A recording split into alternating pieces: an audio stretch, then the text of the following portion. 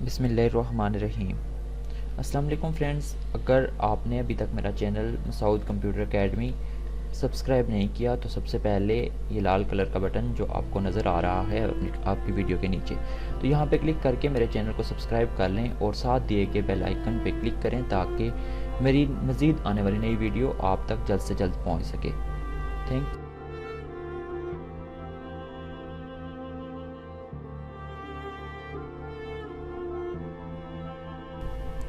बिस्मिल्लाहिर्रहमानिर्रहीम।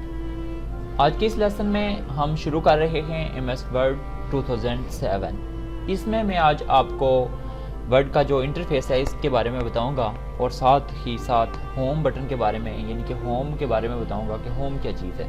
तो देखें यहाँ पे हमारे पास जो वर्ड का इंटरफेस है वो असल में यहाँ से ये सारी चीज़ें इंटरफेस में आती हैं और उसके बाद ये जो इसका ये वाला एरिया है ये भी इंटरफेस में आता है और इसके बाद मैं आपको बताता हूँ कि ये वाला जो एरिया है ये भी इंटरफेस में ही आता है। इसके बाद ये भी इंटरफेस में आता है और इसकी जो ये वाला एरिया है क्या ये भी समझ लें इसका इंटरफेस ही है। तो अब इंटरफेस को हम डिफाइन करेंगे कि इंटरफेस होता क्या है। तो देखें इसमें एक हमारे पास यहाँ पे बटन शो हो रहा है ये वाला, ठीक है। जैसे फर्स्ट क्या मैं आपको बताता हूँ कि ये जो बटन है इसकी वर्किंग क्या है और ये क्या है। देखें ये जो बटन है इसको कहते हैं, यहाँ पे फर्स्ट क्लिक करें, मैं आपको बता देता हूँ कुछ इस तरह से। यहाँ से आपको अगर मैं बताऊँ कि ये ऑफिस बटन है, इस बटन को हम कहते हैं ऑफिस बटन, तो आप इजीली समझ जाएंगे कि ऑफिस बटन ही OFFICE office button. Office button इस बटन का नाम है जो ये वाला छोटा सा बटन आपको नजर आ रहा है। इसकी वर्किंग क्या है, वर्किंग हम बाद में सीखेंगे, लेकिन इन बटन्स का तारफ ये इस पूरी जो हमारे पास ये लाइनें हैं इनका तारफ हमने यहाँ पे सीखना है। इसके बाद एक जो बार आ रही है ये वाली, आप देख सकते हैं ये वाली बार, इस बार को हम कहते हैं ये जो बार है इस बार को हम कहते हैं क्विक एक्सेस टूल बार। तो क्विक एक्सेस टूल बार पे काम क्या होता है, जैसे मैं यहाँ पे आपको लिख के बता देता हूँ कि इस बार को क्या कहते हैं।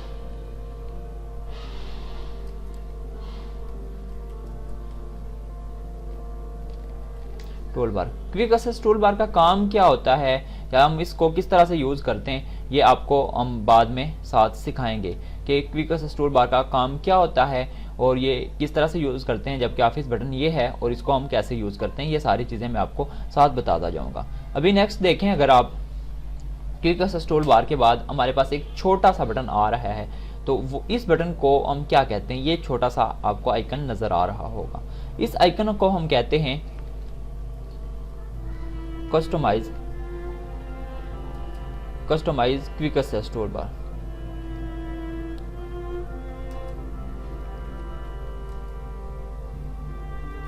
Customise quick access toolbar है, इससे असल में हम क्विक एक्सेस टूल बार को कस्टमाइज करते हैं। ये जो क्विक एक्सेस टूल बार है इसको हम कस्टमाइज करते हैं, कैसे करते हैं वो मैं साथ आपको नेक्स्ट वीडियो में बता दूंगा। तो अभी की जो इस वीडियो में मैं बताऊंगा वो इसके आपको जो इसका इंटरफेस है उसके बारे में आपको बताऊंगा। तो यहाँ पे आपको एक लफ्ज़ लिखा हुआ नजर आ रहा है जिसपे डॉक्यूमेंट 1 है। डॉक्यूमेंट 1 असल में डॉक्यूमेंट जो हम फाइल बना रहे हैं MS वर्ड में, जो ये हम फाइल सेव करेंगे वो उसका नाम है। तो इस नाम को हम चेंज भी कर सकते हैं। ये जो डॉक्यूमेंट 1 लिखा हुआ है इसमें मैं कुछ चेंज कर सकता हूँ, जैसे मैं ऑफिस बटन पे क्लिक करके सेव एज पे जाता हूँ, सेव एज पे क्लिक करके यहाँ से मैं इसका नाम चेंज कर सकता हूँ। तो देखें डॉक्यूमेंट 1 की जगह पे यहाँ पे मैं फंस के अपना नाम लिख लेता हूँ।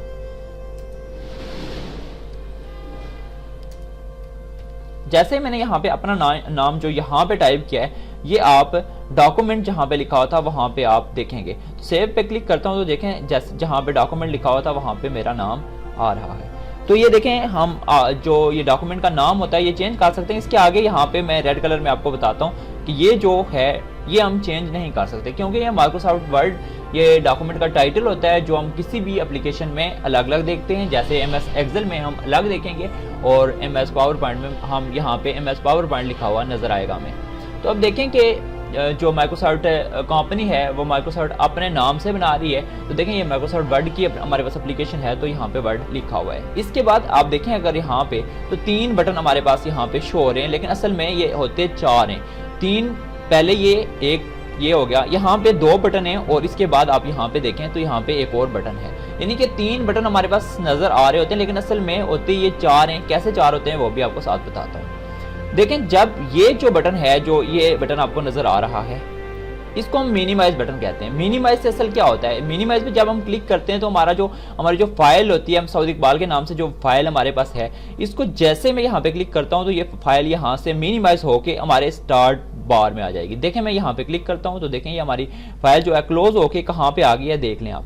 यहाँ फंस के यहाँ पे ऐसे खुली हुई थी तो ये यहाँ से क्लोज होके यहाँ पे आ गई है। तो इसको हमने क्लोज करने के बाद दोबारा से अगर मैक्सिमाइज करना हो तो हम यहाँ पे जाके दोबारा से क्लिक करते हैं। जैसे मैं फंस गया, मैं यहाँ पे जाके क्लिक करता हूँ, मेरे पास ये फाइल खुली हुई है, ये वाली फाइल। तो यहाँ पे सैंपल मैं क्लिक करता हूँ, जाके सैंपल क्लिक करने से ये फाइल दोबारा से ओपन हो जाती है। जैसे ये ओपन हुई है तो ये देखें अभी वो मैक्सिमाइज दोबारा से हो चुकी है। तो यहाँ पे देखें, अगर तो हमारे पास 2 बटन हैं, अब आपको पता नहीं चल रहा होगा कि 2 बटन कैसे, मैं आपको बताता हूँ। इंसर्ट में जाता हूँ, यहाँ पे हमारे पास शेप्स का ऑप्शन आता है। शेप्स के ऑप्शन में ये रेक्टेंगल लेता हूँ, ये वाला रेक्टेंगल लेना है, क्योंकि इस रेक्टेंगल से आपको वाज़िया हो जाएगा कि ये बटन 2 किस तरह से हैं। तो यहाँ पे मैं क्लिक करता हूँ, एक बटन ऐसे है, ये देखें इस तरह का बटन बना हुआ है। तो जो दूसरा बटन है वो इसी के थोड़ा सा आगे है। जैसे फंस गया, मैं ये बटन बना के आपको दिखा देता हूँ कि ऐसे है, ठीक है। अब इसमें 2 बटन है, एक देखें ये पीछे वाला बटन है और एक आगे, ठीक है। यहाँ पे भी इसी तरह से कुछ 2 बटन बने हुए हैं। तो जो पीछे वाला बटन है इसको असल में मैक्सिमाइज बटन कहते हैं। जो पीछे बटन होता है उसको मैक्सिमाइज बटन कहते हैं, जबकि जो आगे वाला बटन होता है, इस तरह का बटन जो आपके सामने आपको नजर आ रहा है, इसको रीस्टोर बटन कहते हैं। तो जैसे मैं यहाँ पे जाता हूँ तो ये देखें आपको यहाँ पे नजर आ रहा है रीस्टोर डाउन बटन। अब रीस्टोर डाउन बटन से असल में क्या होता है कि आपकी जो विंडो होती है वो छोटी हो जाती है, स्क्रीन पे थोड़ी छोटी नजर आती है। जैसे देखें ये अभी विंडो हमारी थोड़ी सी क्लोज हो गई है। तो अगर मैं इसको डिफॉल्ट कर देता हूँ, थोड़ा सा और चेंज कर लेता हूँ, इस तरह की विंडो कर लेता हूँ, तो जैसे ही मैं मैक्सिमाइज, ये देखें अभी मैक्सिमाइज का बटन है, तो यहाँ पे देखें हमारे पास मैक्सिमाइज लिखा हुआ अभी आ रहा है बटन के साथ। जैसे ही आप माउस का कर्सर यहाँ पे लेके जाते हो, यहाँ पे मैक्सिमाइज लिखा हुआ आता है। और जब रीस्टोर डाउन बटन यहाँ पे मैक्सिमाइज पे क्लिक करता हूँ तो हमारी विंडो दोबारा से ओपन और फुल स्क्रीन हो जाती है। तो रीस्टोर डाउन बटन असल में जो हमने कस्टमाइज की थी वो कस्टमाइज विंडो हमारे पास आ रही होगी। देखें ये रिस्टोर डाउन बटन है, तो यहाँ पे मैं क्लिक करता हूँ तो हमारी विंडो जो मैंने दोबारा डिफॉल्ट की थी तो वो डिफॉल्ट में चली जाएगी। जैसे मैंने आपको पहले सेव करके बताई थी, विंडो वैसे यहाँ पे नजर आ रही है, आप देख सकते हैं। मैं ब्लू भी करके आपको बताता हूँ कि ये जो विंडो है ये असल में हमारे पास दोबारा से रिस्टोर डाउन हो गई है। तो यहाँ पे देखें, उसके बाद यहाँ पे एक छोटा सा आइकन आपको नजर आ रहा होगा, इसको हेल्प कहते हैं। हेल्प असल में F1 के साथ आती है। तो देखें जैसे मैं इस पर अपना कर्सर लेके जाता हूँ तो आपको बताता है कि F1 फॉर हेल्प।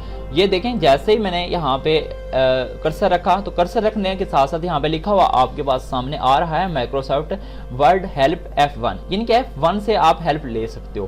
तो ये इस बटन पे क्लिक करने से आप कोई भी माइक्रोसॉफ्ट से हेल्प ले सकते हो, यानी कि आपको कोई प्रॉब्लम आ रही है तो यहाँ पे आप क्लिक करते हैं तो आपके सामने ये वाली विंडो अपीयर हो जाती है। जैसे आपका कंप्यूटर इंटरनेट के साथ कनेक्ट होता है तो आप यहाँ पे उसके रिलेटेड कोई क्वेश्चन सर्च करके आप माइक्रोसॉफ्ट से कोई भी क्वेश्चन पूछ सकते हो। तो हमने अभी नहीं पूछना क्योंकि हम वैसे भी सीख रहे हैं, तो मैं आपको मुकम्मल तौर पे गाइड करूँगा।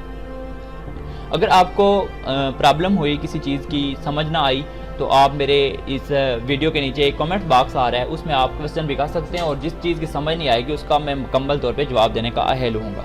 तो यहाँ पे आपके सामने एक बार आ रही है, ये वाली बार।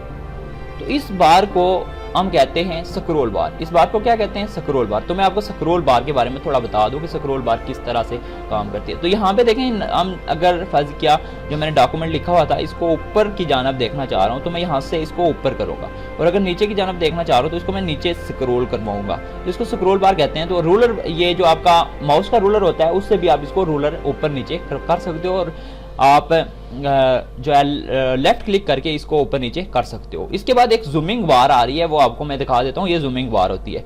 अगर आप करीब करके इसको देखना चाह रहे हो, ये जो लिखा हुआ है, तो इसको करीब करके देखना चाह रहे हो तो जूमिंग बार में आप जूम इन पे जाओगे, यानी प्लस वाले साइन की तरफ जाके क्लिक करते जाओगे। जैसे ही क्लिक करते जाओगे तो ये जो आपने लिखा हुआ है ये आपके पास सामने नजर आएगा। तो ये रूलर से आप ऊपर नीचे इसको कर सकते हो।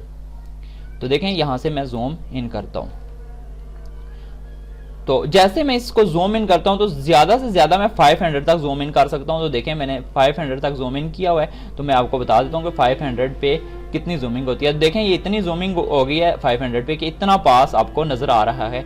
और देख लें कि मैंने इसका साइज़ वही डिफ़ॉल्ट जो 11 था वो 11 ही है, बल्कि मैंने इसका साइज़ चेंज नहीं किया, बल्कि मैंने इसको सिर्फ आपको पास करके दिखाया है। तो ये देखें 500 तक इसको मैंने जूम किया हुआ है। तो जूम आउट मैं 1 तक कर सकता हूँ, मैं जूम आउट भी आपको करके बताता हूँ। यहाँ पे क्लिक करता जाऊँगा तो ये जूम आउट होता जाएगा। और देख लें मैं इसको जूम आउट कर देता हूँ, ये देखें जूम आउट हो गया, ये 1 तक चला गया है, ये 10% तक चला जाता है, ये देखें।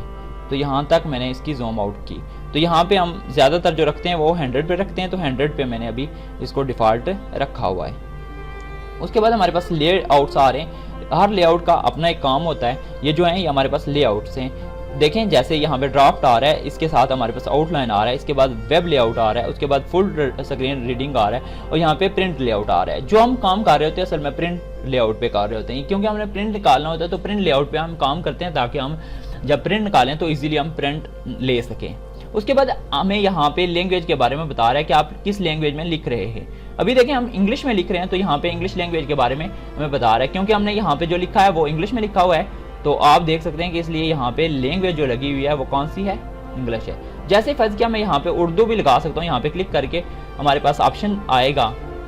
और लेकिन आपके सिस्टम में शायद ऐसा हो सकता है कि यहाँ पे उर्दू ना आ रहा हो, क्योंकि ऐसा भी हो सकता है कि आपने अभी उर्दू इंस्टॉल ना की हो। तो कैसे इंस्टॉल करते हैं मैं नेक्स्ट वीडियो में आपको बताऊंगा कि उर्दू हम कैसे कंप्यूटर पे इंस्टॉल कर सकते हैं। तो यहाँ पे उर्दू अगर आप लगाएंगे तो यहाँ पे देखें, यहाँ पे उर्दू आ जाएगा। यहाँ पे इंग्लिश लिखा हुआ है तो यहाँ पे भी इंग्लिश नहीं रहेगा बल्कि उर्दू आ जाएगा। तो मैं यहाँ पे उर्दू लगा के भी आपको वर्किंग थोड़ा सा बता देता हूँ कि उर्दू हम कैसे लगा सकते हैं। तो मैं यहाँ पे उर्दू लगा लेता हूँ। उर्दू लगा के मैं फर्ज के यहाँ पे लिखता हूँ कंप्यूटर।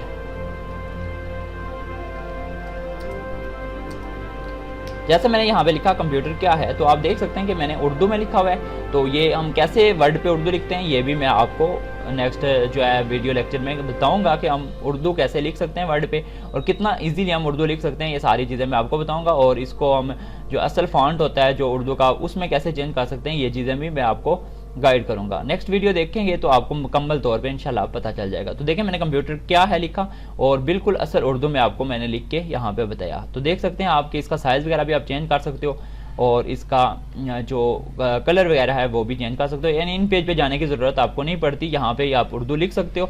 देखें जैसे मैंने यहाँ पे लिख के आपको बताया है। तो ये कैसे होता है ये भी आपको नेक्स्ट में अपने लेक्चर में बताऊँगा। तो उसके बाद देखें यहाँ पे लैंग्वेज देखने के बाद मैं यहाँ पे आपको बताता हूँ कि उसके बाद देखें अगर तो यहाँ पे एरर चेकर है, यानी कि यहाँ से आप एरर को फाइंड कर सकते हो। एरर फाइंडर भी इसको कहते हैं, और कुछ लोग इसे एरर चेकर भी कहते हैं। तो यहाँ से हम असल में गलतियाँ ढूंढ रहे होते हैं, हमने कोई गलती तो नहीं की है। तो यहाँ पे अभी तक देखें मैंने कोई जितने भी लफ्ज़ लिखे हैं उनके स्पेलिंग सारे ठीक हैं, तो यहाँ पे कोई गलती नहीं आ रही है। जैसे मैं यहाँ पे एक स्पेलिंग मिस्टेक करता हूँ, अभी देखें इन्फॉर्मेशन के स्पेलिंग होते हैं INFORMATION। तो देखें मैंने इन्फॉर्मेशन के स्पेलिंग गलत लिखे हैं, क्योंकि FOR के बजाय मैंने FRO लिखा है। तो इसके नीचे एक एरर आ रही है जो रेड कलर में आ रही है। तो इस एरर को कहते हैं ग्रामर एरर। जो रेड कलर में एरर होती है, देखें जैसे ये रेड कलर में एक एरर आपको नजर आ रही होगी, इसके नीचे एक लाइन लगी हुई नजर आ रही होगी आपको। तो इस एरर को कहते हैं, ये देखें यहाँ पे गलत का निशान आ रहा है। तो ये एरर जब हम खत्म करेंगे तो यहाँ पे जो गलत का निशान आ रहा है वो दुरुस्त हो जाएगा। कैसे हम दुरुस्त करते हैं, यहाँ पे हम क्लिक करते हैं। क्लिक करके ये देखें हमें बता देता है कि इन्फॉर्मेशन के स्पेलिंग INFORMATION होते हैं। तो यहाँ पे हम जैसे क्लिक करते हैं तो ये यहाँ पे देखें टिक का निशान लगा देगा, यानी कि आपका जो एरर थी, आपकी जो एरर थी वो दुरुस्त हो चुकी है। तो एक और एरर होती है, उस एरर का नाम क्या होता है वो भी मैं आपको बताता हूँ कि वो एरर क्या होती है और उसका नाम क्या होता है वो भी मैं आपको बता देता हूँ। एक एरर ये होती है टेक्नोलॉजी। जैसे मैंने टेक्नोलॉजी लिखा तो देखें मैंने टेक्नोलॉजी की स्पेलिंग बिल्कुल ठीक लिखे हुए हैं। तो मैं नीचे जाता हूं तो देखें इसके नीचे ग्रीन कलर की एरर आपको नजर आ रही होगी। मैं थोड़ा पास करके आपको दिखाता हूं कि ये जो कलर है वो ग्रीन कलर है। तो ये जो एरर होती है इसको कहते क्या है, मैं ये भी आपको बता देता हूँ। ये जो एरर है ये ग्रीन कलर में है। तो इस एरर को क्या कहते हैं मैं ये बता देता हूँ। ये देखें यहाँ पे गलत का निशान आ गया, ये नहीं कि ये बता रहा है कि आपने कोई गलती कर दी है। तो ये जो मिस्टेक हमने की है ये असल में ग्रामर एरर नहीं होती, क्योंकि ग्रामर एरर रेड कलर में होती है। तो ये जो एरर होती है इसे कहते हैं पर्सनल एरर, यानी शख्सी गलती। तो शख्सी गलती यानी कि इंसान ने गलती की हुई होती है। तो यहाँ पे अगर मैं दिखाऊं आपको तो यहाँ पे देखें 2 स्पेसेस मैंने दी हुई हैं, एक स्पेस यहाँ पे और दूसरी ये। तो अगर एक स्पेस को मैं खत्म कर दूंगा तो ये गलती खुद ब खुद खत्म हो जाएगी। तो अगर मैं खत्म नहीं करता यहाँ से तो यहाँ पे भी क्लिक करता हूँ तो ये हमें बता देता है कि आपने 2 स्पेसेस दिए हैं, यहाँ पे आप स्पेस खत्म भी कर सकते हैं। तो देखें अभी मैंने स्पेस एक ही दी है तो मेरे पास गलती जो है वो करेक्ट हो चुकी है। उसके बाद देखें यहाँ पे वर्ड लिखा हुआ है, वर्ड्स लिखा हुआ है और उसके आगे यहाँ पे 11 लिखा हुआ है। आपको नजर आ रहा होगा कि ये देखें 11 साथ लिखा हुआ है। तो 11 क्यों लिखा हुआ है कि हमने जो वर्ड लिखे हैं वो असल में टोटल 11 लिखे हैं। 1, इसी तरह 2, इसी तरह 3, ये 5 और 4 ये हैं, मेरे अंदाजे में 4 ही हैं, 1 2 3 4, हाँ 9 और ये 10 और ये 11। हमने 11 वर्ड लिखे हैं तो इसलिए इसने काउंट करके हमें बता दिया कि आपके पास वर्ड कितने हैं, 11 हैं। ये टोटल वर्ड कितने, ये हमें बता दिया इसने यहाँ पे कि टोटल वर्ड जो हैं वो आपके 11 हैं। तो असल में इसके आगे हमारे पास आ रहा है पेज 1 ऑफ 1। पेज 1 ऑफ 1 से मुराद ये है कि हमारे पास पेज टोटल 1 है और हम कितने नंबर पेज पे हैं, पेज नंबर 1 पे हैं। अभी देखें हमारे पास पेज कितने, एक ही है। मैं आपको यहाँ से जूम आउट करके बताता हूँ। ये देखिए मेरे पास एक पेज है, एक ही पेज है और मैं पेज नंबर 1 पे हूँ। आप देख सकते हैं कि हमारे पास पेज कितने, 1 है। तो देखें मैं पेज नंबर 1 पे ही हूँ, ये पेज नंबर 1 है। तो अभी मैं एक नया पेज ले लेता हूँ। जैसे मैं फंस के यहाँ पे इंसर्ट पे जाके एक नया पेज ले लेता हूँ, ब्लैंक पेज। अभी मेरे पास 2 पेज हो गए हैं। तो अभी ये बता रहा है कि आपके पास 2 पेज हो गए। फर्ज करें कि मेरे पास 2 पेज हैं, एक ये है, ठीक है, और एक ये पेज है, ठीक है। अब मैं कौन से पेज पे हूं, ये पेज नंबर 2 पे हूं। देखें यहाँ पे मेरा कर्सर जो है ब्लिंकिंग कर रहा है, इसका मतलब है मैं पेज नंबर 2 पे हूं। जैसे मैं पेज नंबर 1 पे आता हूं तो यहाँ पे हमें बता देता है आप पेज नंबर 1 पे आ गए हो, यानी कि अभी आप पेज नंबर 1 पे हो, जबकि आपके पास टोटल पेज कितने, एक ये और दूसरा ये, दोनों मिला के हमारे पास पेज कितने, 2 हैं। तो मैं कितने नंबर पेज पे हूँ, पेज नंबर 1 पे हूँ। यहाँ तक आपको समझ आ गई होगी। इसके बाद मैं आपको एक और चीज बता दूं, यहाँ पे आप माइनस के बटन के नीचे यहाँ पे रूलर व्यू पे क्लिक करोगे तो एक आपके पास रूलर बार आ जाती है। तो देखें ये रूलर बार क्या काम करती है, मैं इसको बड़ा कर लेता हूँ। ये रूलर बार यहाँ से जब आप ऑन करते हो तो ये एक रूलर आपके पास यहाँ पे आ रहा होता है। क्लास थोड़ी लंबी होती जा रही है लेकिन आपने परेशान नहीं होना क्योंकि मैं आपको मुकम्मल तौर पे सिखा के बस करूंगा। ये देखें ये रूलर बार है, ठीक है। इस बार को क्या कहते हैं, रोलर बार। और इसको हाइड कहाँ से किया जाता है, यहाँ से हाइड किया जाता है और यहाँ से ही शो किया जाता है। मैं यहाँ पे क्लिक करूंगा तो देखें ये हाइड हो जाएगी, यहाँ पे क्लिक करूंगा तो दोबारा से शो हो जाएगी। इसका क्या काम होता है ये भी आपको मजीद नेक्स्ट वीडियो में आपको बताता जाऊंगा। तो यहाँ पे कल हम जो पढ़ेंगे वो होम के बारे में पढ़ेंगे। हमारे पास यहाँ पे जो रिबन होते हैं वो 7 होते हैं, एक ये होम, दूसरा इंसर्ट, तीसरा पेज लेआउट, चौथा रेफरेंसेस, 5वां मेलिंग, छठा रिव्यू और 7वां व्यू। हम इसको 1 बाय 1 सबको डिटेल के साथ पढ़ेंगे। सबसे पहले हम जो होम के बारे में पढ़ेंगे, आज हमने इंटरफेस देखा, तो इंटरफेस के हवाले से अगर किसी स्टूडेंट को कोई प्रॉब्लम हुई तो हम मुझे जो है कमेंट बॉक्स में कमेंट करके वो पूछ सकता है और उसको मैं मुकम्मल तौर पे जवाब दूंगा। तो यहाँ तक अगर मेरी वीडियो अच्छी लगी हो तो मेरी वीडियो को लाइक करें, शेयर करें और साथ ही साथ मेरे चैनल को सब्सक्राइब कर लें, क्योंकि मैं इस पे टेक्नोलॉजी के रिलेटेड, कंप्यूटर के रिलेटेड मुकम्मल तौर पे कोर्स अपलोड करता रहता हूं ताकि आपको मुकम्मल तौर पे हर चीज़ को मैं समझ आ सके और मैं समझा सकूं। तो अगर मेरी वीडियो अच्छी लगी हो तो प्लीज़ जो है लाइक करें, कमेंट करें और शेयर भी करें। थैंक यू, अल्लाह हाफिज़।